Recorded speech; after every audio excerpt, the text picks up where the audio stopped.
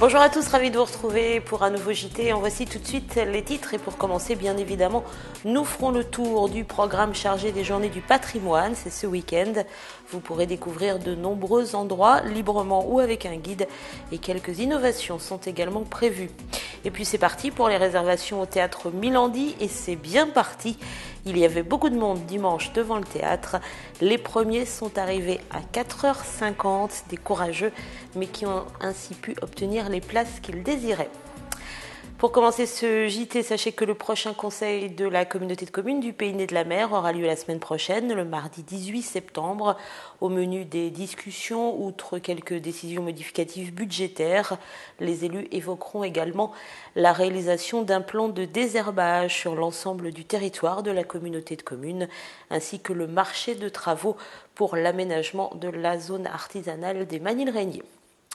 Le 25 septembre prochain, le CHD de Luçon accueillera un nouveau service, un centre de dépistage des infections sexuellement transmissibles. Ce centre est totalement anonyme, gratuit et vous pouvez vous y rendre sans rendez-vous. Il permet donc le dépistage, entre autres, du HIV, des hépatites, syphilis et autres infections sexuelles.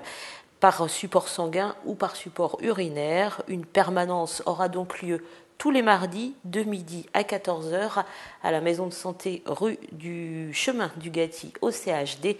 Et nous aurons bien sûr l'occasion d'en reparler, ouverture prévue donc le 25 septembre prochain.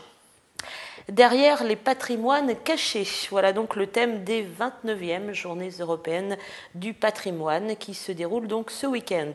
À Luçon, une fois encore, les visites ne manquent pas, avec les incontournables bien sûr, tels que la cathédrale, les chapelles, l'évêché ou le château d'eau. Ces journées sont aussi l'occasion de découvertes plus rares ou plus originales. Tour d'horizon du programme.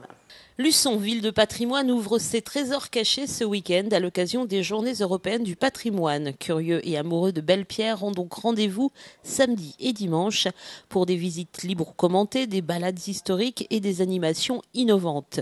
Le FIS, la ville, l'association Luçon Patrimoine et celle du quartier du Bourgneuf ont donc concocté un programme de choix avec notamment parmi les nouveautés la reconstitution historique d'un duel. Je dirais qu'il y a l'animation théâtralisée que l'on doit à l'initiative de Simone Fugère, qui est administratrice de l'office, et qui consiste à présenter place Sauchet des Touches, devant la partie romane de la cathédrale, un duel qui est la transcription d'un fait réel qui s'est passé à cet endroit-là en 1564. C'est une petite scénette qui a été mise en forme avec l'aide des compagnons du théâtre et des dagues du cardinal, les costumes étant assurés par Madame Reverso et son association. Pour ce duel, rendez-vous samedi à 16h, place Sauchet des Touches. Autre innovation, une chasse au trésor à travers la ville et son histoire. L'Office de tourisme a pris l'initiative d'organiser une chasse au trésor, mais une chasse au trésor très, très simple, qui ne se déroulera uniquement que le dimanche. Le règlement pourra être retiré à l'Office de tourisme dès le samedi et chez quelques commerçants participants. La chasse au trésor, le principe est simple. On lit une énigme qui renvoie à un endroit particulier où on prend connaissance d'une autre énigme jusqu'à la dernière qui est devant le trésor. Alors le premier a le lot, les autres, je ne dis pas n'auront que leurs yeux pour pleurer, mais auront la satisfaction d'abord d'avoir réussi et puis d'avoir un petit lot de consolation. Parmi les nouveautés également, dimanche à 16h pour les enfants cette fois, une étudiante du lycée Atlantique a préparé un livret-jeu sur le jardin du Maine. Rendez-vous donc à l'entrée du jardin, rue de l'Hôtel de Ville, à 16h ce dimanche. Bien évidemment, les visiteurs pourront également découvrir les différentes chapelles de la ville, la cathédrale, le château d'eau, bref, tous les incontournables, parmi lesquels il est toujours difficile de faire un choix. Tout dépend un petit peu des desiderata des visiteurs et des lieux qu'ils connaissent déjà. Je dirais à la limite qu'il faut essayer de participer au plus grand nombre de manifestations. J'en privilégierais peut-être pour les piétons une, qui est la visite du quartier du Bourgneuf, qui a été mise en place l'année dernière grâce aux amis du quartier du Bourgneuf, qui sera renouvelée cette année dans une formule légèrement modifiée.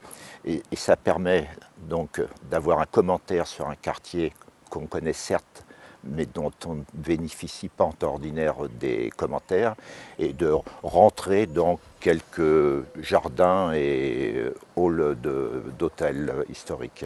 Par ailleurs, l'Office organise une randonnée du patrimoine à vélo dimanche, une randonnée axée sur le canal de Luçon et ses dérivés, le canal de la Baie et la ceinture des Hollandais. Départ à 9 h dimanche place du Port et attention, les inscriptions auprès de l'Office de tourisme sont obligatoires. Et pour de plus en plus d'informations, n'hésitez pas, bien évidemment, c'est même conseillé, à contacter l'Office de tourisme au 02 51 56 36 52. Et puis à noter par ailleurs que la visite du Grand Galion s'accompagne cette année d'une exposition baptisée Terre de chasse vendéenne. Si vous n'y étiez pas, vous avez pu vivre bien évidemment l'événement sur TLSV, c'est le lancement de la saison du théâtre Milandi. Traditionnellement, les réservations se sont ouvertes dans la foulée et dimanche matin, il y avait beaucoup, vraiment beaucoup, mais alors beaucoup de monde devant le théâtre. Les premiers sont arrivés à 4h50 du matin. Autant dire qu'il fallait être patient dimanche devant le théâtre Milandi. Mais dès l'ouverture des portes à 10h, il n'aura fallu finalement qu'une petite heure à l'équipe du théâtre pour traiter cette longue file d'attente venue donc réserver sa place pour la nouvelle saison. Durant toute la journée, 150 dossiers auront ainsi été traités et dans l'ensemble, les réservations commencent très bien avec une tendance forte une nouvelle fois cette année. Les spectateurs réservent majoritairement pour plusieurs dates. Ainsi, le forfait 5 spectacles au choix est le plus prisé du public. Bien évidemment, vous pouvez toujours réserver vos places, soit avec le coupon disponible dans la plaquette du Milandi, soit en vous rendant sur place les lundis, mardis et jeudis de 9h30 à 12h30 et de 13h30 à 17h30 et les mercredis et vendredis de 9h30 à 12h30 et de 13h30 à 17h. Mais dépêchez-vous, certaines dates vont être rapidement complètes. Un mot de sport pour vous dire que ce week-end, on jouera la 6e journée de championnat en CFA. Il est question de football, bien évidemment. Et Luçon accueille Saint-Malo samedi à 19h au stade Jean de Mouzon. Les deux équipes se suivent actuellement au classement général. 11e place pour Luçon, 12e pour Saint-Malo. Fontenay, pour sa part, se déplace au Mans et les Herbiers accueillent Bordeaux. Et puis concernant le LBC, le championnat de basket de National 2 débute, lui, le 22 septembre avec un déplacement des basketteurs luçonnais à Limoges.